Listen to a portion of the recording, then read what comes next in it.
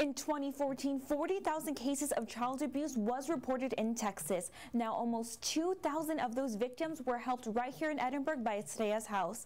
Now, workers say those numbers may be higher because abuse can go unreported.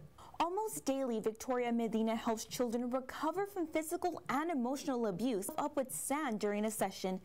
He wanted to know what it felt like to be buried shortly after witnessing his mother's shooting death. It's just one child's story at Estrella's house, a child advocacy center in Edinburgh.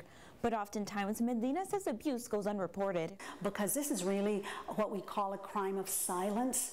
Only 1 in 10 children tell. So if you look at that, that's staggering. What potentially could be the numbers of children that still have not made an outcry. Medina says when that abuse goes unreported, it can lead to a chain cycle of abuse, drug use, and health issues.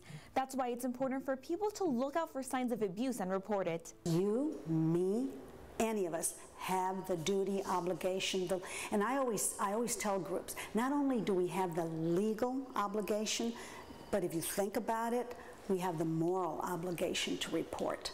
90% of the time, victims of sexual abuse know the perpetrator. Medina says that's why it's important to talk to your kids about good touches and bad touches, and urge them to speak up if something is not right. We need to protect our most vulnerable citizens. Now, there are some signs of behaviors that you could look out for. Medina says usually they are changes in eating habits, in their behavior, unexplained injuries, and even inappropriate sexual behavior. In the Hidalgo County Newsroom, Elizabeth Espinosa, Action 4 News.